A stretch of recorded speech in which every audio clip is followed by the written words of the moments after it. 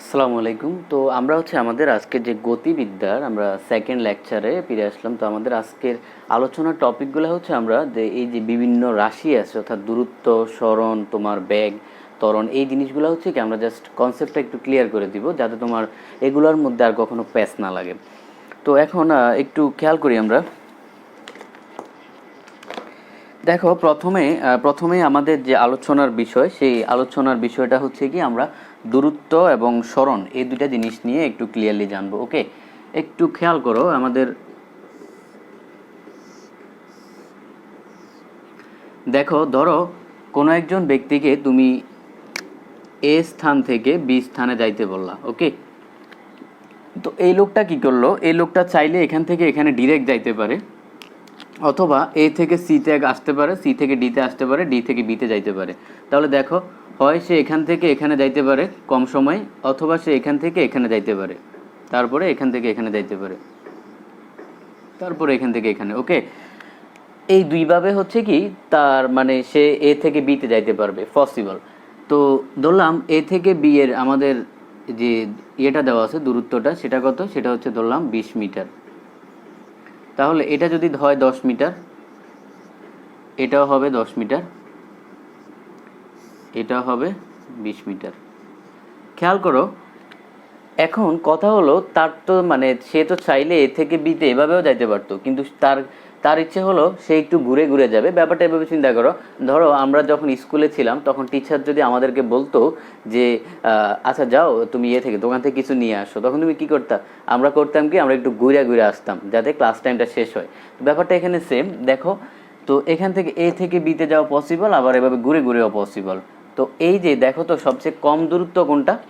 A B দূরত্ব তোমার 20 metre, এটা সবচেয়ে কম দূরত্ব। ওকে, আর বাকিগুলোর ক্ষেত্রে তোমার এখানে 10, এখানে 20, এখানে 10, অর্থাৎ টোটাল তোমার 40 মিটার। তাহলে তুমি অলরেডি দূরত্ব সরণ কি তুমি পড়ে ফেলছো। কিভাবে? এই যে সবচেয়ে কম দূরত্ব যেটা, সেটাই সরণ। তার মানে এ বি এটা তার সরণ। আর এই যে দূরত্বগুলা, অর্থাৎ বাকি যে দূরত্বগুলা, AC plus CD plus BD, অর্থাৎ 10 প্লাস 20 প্লাস 10, এই যে টোটাল 40 মিটার। এই 40 মিটার দূরত্ব কি? এটা তার দূরত্ব, অর্থাৎ তার অতিক্রান্ত দূরত্ব। কিন্তু এই যে 20 মিটার, অর্থাৎ সবচেয়ে কম দূরত্ব যেটা, সেই সবচেয়ে কম দূরত্বটা কি আমাদের সরণ। ওকে, তো আমরা তাহলে দূরত্ব সরণ নিয়ে জানলাম। এখন এখান থেকে একটু খেয়াল করি আমরা। দেখো, আমাদের সরণের ক্ষেত্রে এটা আদি বিন্দু, আর এটা কি, এটা শেষ বিন্দু। ওকে, তো আদি বিন্দু এবং শেষ বিন্দুর মধ্যবর্তী যে,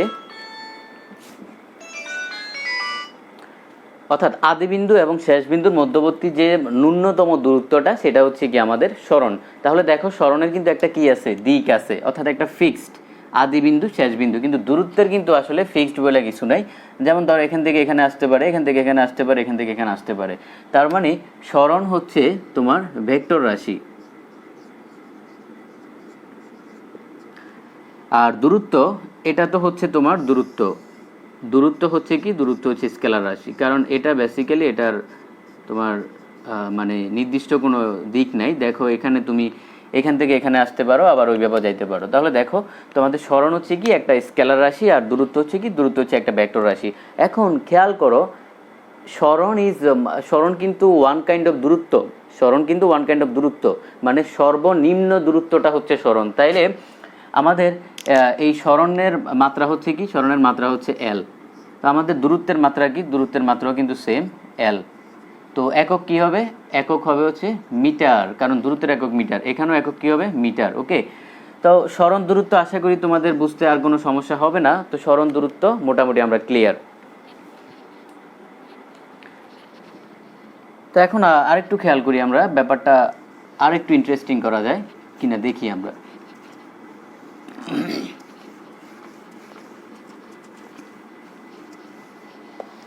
এখন তোমাকে এরকম বললো যে, ধরো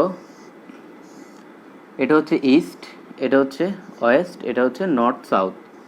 খেয়াল করো, এটা একটা মেডিকেল কোশ্চেন। তো আমরা এখানে একটু খেয়াল করি যে, তোমাকে বললো যে একজন লোক পূর্ব দিকে গেল 4 মিটার, 4 মিটার। আমরা বইয়ে ম্যাথ আছে, বইয়ে ম্যাথটা দেখে করাই। তো উত্তর দিকে গেল হচ্ছে 3 মিটার।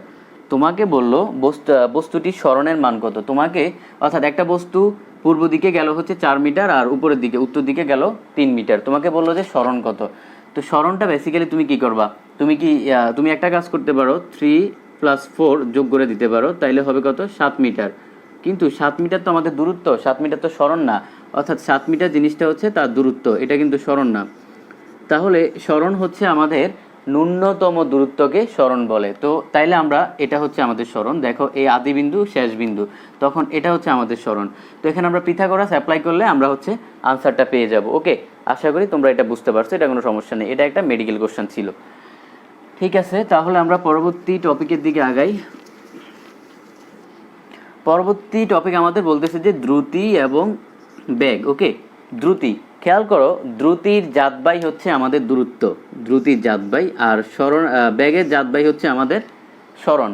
অর্থাৎ দ্রুতির সাথে সম্পর্ক আছে দূরত্বের, তারপরে সরণের সাথে সম্পর্ক আছে বেগের। তাহলে দ্রুতি জিনিসটা কি? দ্রুতি জিনিসটা হলো তোমার, অর্থাৎ একক সময়ে অতিক্রান্ত দূরত্বকে বলা হয়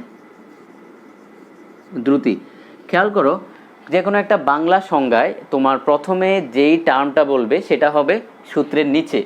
খেয়াল করো তো, আমি কিছু জিনিস বলি, যেমন দ্রুতির সংজ্ঞাটা বলি যে সময়ের সাপেক্ষে দূরত্বের পরিবর্তনকে বলা হয় দ্রুতি, তার মানে সময় নিচে। তারপরে ব্যাগের সংজ্ঞাটা একটু খেয়াল করো,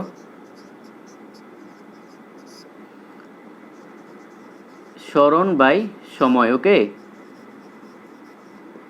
তাহলে খেয়াল করো, সময়ের সাপেক্ষে তোমার সরণের পরিবর্তনটাকে বলা হয় কি? ব্যাগ। তার মানে এখানে সময় প্রথমে, তাহলে সময় হবে নিচে।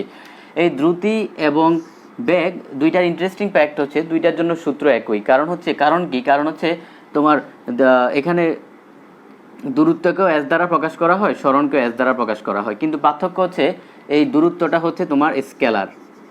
কারণ হচ্ছে দ্রুতি, এজন্য দ্রুতি স্কেলার।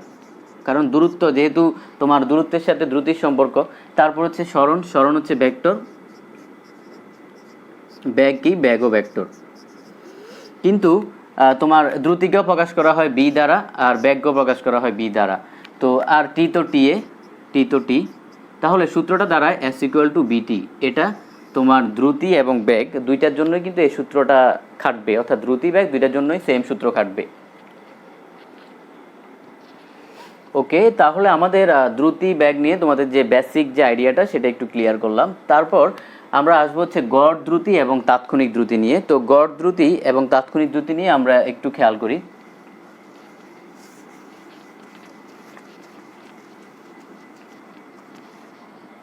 আচ্ছা, তোমার গড় দ্রুতি বেসিক্যালি আসলে কি বোঝায়? গড় দ্রুতি আহামরি কিছু না। খেয়াল করো, কোনো একটা বস্তুর মোট অতিক্রান্ত দূরত্বকে তার সময় দ্বারা ভাগ করতে হবে, মোট সময় দ্বারা। খেয়াল করো, এখানে ধরলাম কোনো একটা বস্তু t1 সময়ে গেল a থেকে b তে, এখানে s1, তারপরে সে গেল হচ্ছে b থেকে c তে t2 সময়ে, এখানে হচ্ছে s2, তারপর সে যাইতে পারে এভাবে, তাহলে অর্থাৎ cd পথে যাইতে পারে t3, এটা হবে s3। তাহলে এখানে তার গড় দ্রুতিটা কি হবে? এই জায়গায় গড় দ্রুতিটা হবে আমাদের, গড় দ্রুতিকে যদি আমরা বি দ্বারা প্রকাশ করি তাহলে দেখো তোমার মোট অতিক্রান্ত দূরত্ব ডিভাইডেড বাই মোট সময়। তো মোট অতিক্রান্ত দূরত্ব হচ্ছে s1 plus s2 plus s3, আর মোট সময় হচ্ছে t1 plus t2 plus t3। ওকে, এটা হচ্ছে আমাদের বেসিক্যালি গড় দ্রুতি বোঝাচ্ছে। তো আমাদের গড় দ্রুতি নিয়ে আশা করি কারো সমস্যা হওয়ার কথা না, এটা সিম্পল একটা জিনিস, মানে যে কোনো জিনিসের গড় করা। তারপর আমরা আসবো হচ্ছে আমাদের তাৎক্ষণিক দ্রুতিতে। আচ্ছা, তাৎক্ষণিক দ্রুতি জিনিসটা একটু খেয়াল করি আমরা। প্রথমে তোমাকে বুঝতে হবে যে কোনো জিনিসের তাৎক্ষণিক বলতে আসলে কি বোঝায়। তাৎক্ষণিক মানে হচ্ছে যে সময়ের ব্যবধান শূন্যের কাছাকাছি, অর্থাৎ লিমিটটা শূন্যের কাছাকাছি হবে। তো প্রথমে তুমি দ্রুতির সংজ্ঞা দাও। দ্রুতির সংজ্ঞা দিলে কি হবে? আমরা জানি হচ্ছে এস ইকুয়াল টু বিটি। তাহলে তোমার বি সমান কি? বি সমান আমরা লিখতে পারি del S by del T. তো এখন এটা হচ্ছে আমাদের দ্রুতির সংজ্ঞা। আমরা হচ্ছে এখন তাৎক্ষণিক দ্রুতির সংজ্ঞা দিব। তো তাৎক্ষণিক, যে কোনো জিনিসের তাৎক্ষণিক বলুক, তাৎক্ষণিক দ্রুতি, তাৎক্ষণিক বেগ, তাৎক্ষণিক ত্বরণ, যাই তাৎক্ষণিক বলুক, সময়ের ব্যবধান শূন্যের কাছাকাছি। তার মানে এখানে অর্থাৎ টিটা হবে কি তোমার শূন্যের কাছাকাছি হবে। এটা একটু মাথায় রাখতে হবে, আমাদের যে এই টিটা হবে কি শূন্যের কাছাকাছি হবে। ওকে, তাহলে আমাদের এই যে তোমাকে এখন বললো যে তাৎক্ষণিক দ্রুতি, তো সংজ্ঞাটা দিবা কি সময়ের ব্যবধান শূন্যের কাছাকাছি হলে কোনো একটা বস্তুর মোট অতিক্রান্ত দূরত্বকে তার সময় দ্বারা ভাগ করলে আমরা পাবো কি, আমরা পাবো হচ্ছে তোমার তাৎক্ষণিক দ্রুতি। এখন এই তাৎক্ষণিক দ্রুতিটা যদি এক্স এক্সিস বরাবর হয় তখন কি হবে, তখন হবে খেয়াল করো এক্স এক্সিস বরাবর হইলে অর্থাৎ বি সমান del X del T I তাৎক্ষণিক দ্রুতির জন্য, তাহলে আমরা ডেল টি সমান ডেল টি জিরো, এটা হচ্ছে এক্স এক্সিস বরাবর। যদি ওয়াই এক্সিস বরাবর হয় তাহলে কি হবে, ডেল ওয়াই ডেল টি সময়ের ব্যবধান তোমার শূন্যের কাছাকাছি। ওকে, তাহলে এক্স এক্সিস বরাবর হবে এটা, ওয়াই এক্সিস বরাবর হবে এটা। তো আমি আবারও বলি, তোমাকে তাৎক্ষণিক দ্রুতি বলুক, তাৎক্ষণিক বেগ বলুক, তাৎক্ষণিক ত্বরণ বলুক, যাই বলুক একই সংজ্ঞা, সময়ের ব্যবধান শূন্যের কাছাকাছি হলে তারপর হচ্ছে আগের সংজ্ঞাটা অ্যাড করে দিবা। ওকে,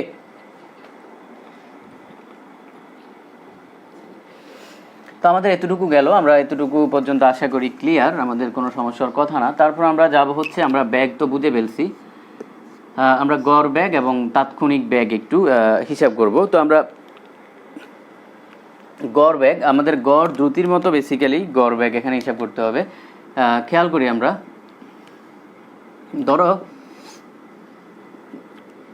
ধরো কোনো একটা বস্তুর যে মোট সরণ, সেই মোট সরণকে তুমি মোট সময় দ্বারা ভাগ করবা, তাহলে তুমি কি পাবা, গড় ব্যাগ পাবা। সাপোজ খেয়াল করো, একটা বস্তুর মোট সরণটা তুমি ধরো এ থেকে বিতে যাইতে S1 T1, বি থেকে সিতে যাইতে তোমার S2 T2, সি থেকে ডিতে যাইতে S3 সমান T3।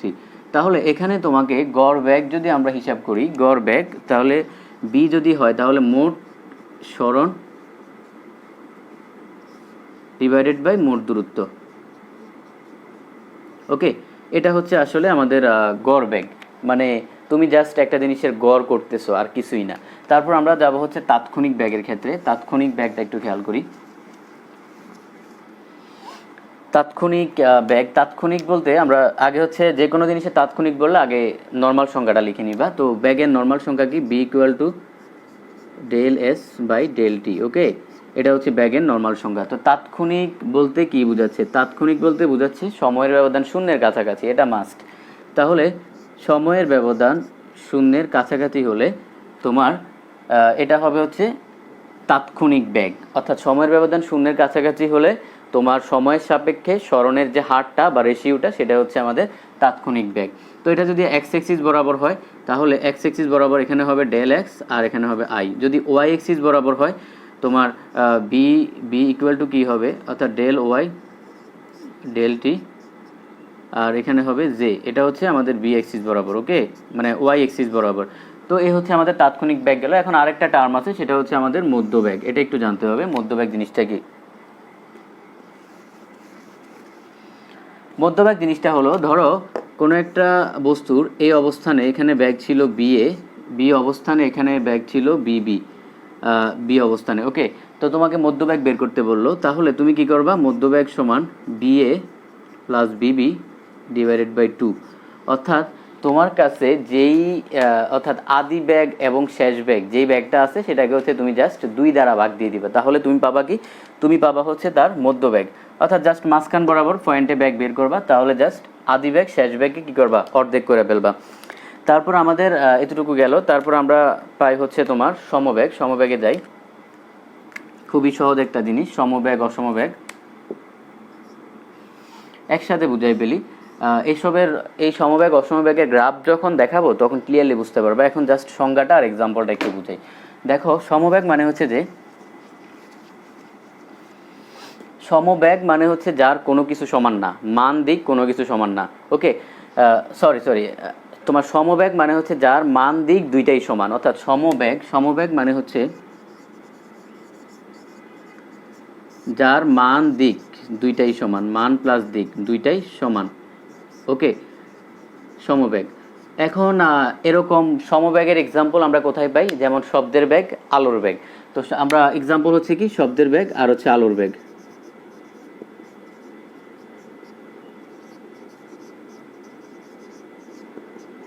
শব্দের বেগ এবং আলোর বেগ হচ্ছে কি আমাদের সমবেগের এক্সাম্পল। তো এখন খেয়াল করো, এখানে শূন্য মাধ্যমে তোমার শব্দের কিন্তু কোনো বেগ নাই, তো শূন্য মাধ্যমে শব্দের বেগ 0, কিন্তু শূন্য মাধ্যমে আলোর বেগ কিন্তু সবচেয়ে বেশি। এটা কিন্তু মেডিকেলও একবার আসছিল কোশ্চেন যে শূন্য মাধ্যমে শব্দের বেগ কত, অনেকে তোমার দাগাইছে ওই যে 332 একটা আছে, ওটা হচ্ছে 0 ডিগ্রি সেলসিয়াসে।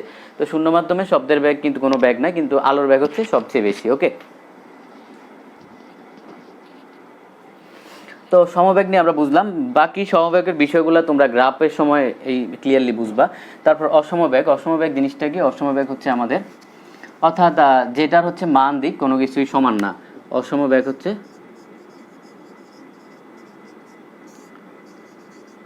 মান প্লাস দিক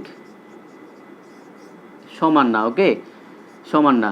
তো ধরো তো তোমাকে বললো যে কোনো একটা বস্তুর সমবেগ হচ্ছে 5 মিটার পার সেকেন্ড।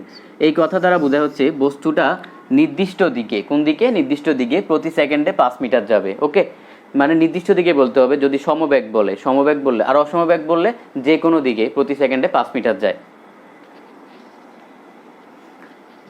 তোমার অসমবেগের ক্ষেত্রে তখন আর 5 হবে না, কারণ হচ্ছে তখন 5 হইতে পারে আবার নাও হইতে পারে।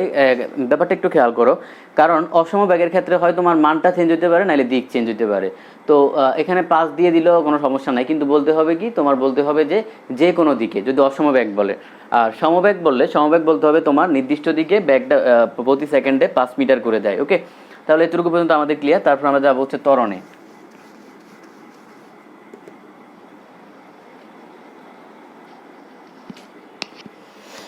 আচ্ছা, তো ত্বরণের ক্ষেত্রে আমরা একটু খেয়াল করি। ত্বরণ ব্যাপারটা কি? বেসিক্যালি ত্বরণ হচ্ছে যে আমাদের A equal to del B by del T. অর্থাৎ এই যে খেয়াল করো আমাদের মানে সময় একটা গাড়ি যখন স্থির অবস্থায় ছিল, তখন এটাকে যখন ইঞ্জিন অর্থাৎ অ্যাক্সেলারেশন হবে, ইঞ্জিন চালনা করা হবে, তখন কিন্তু অ্যাক্সেলারেশন হবে, মানে ত্বরণ হবে। তো ত্বরণটা হচ্ছে যে ব্যাগের পরিবর্তন, মানে আদি ব্যাগ এবং শেষ ব্যাগ, এই মাঝখানে যে গাড়িটা চলছে তার ব্যাগের পরিবর্তন, সেটাই হচ্ছে আমাদের ত্বরণ, অর্থাৎ সময়ের সাপেক্ষে ব্যাগের পরিবর্তন।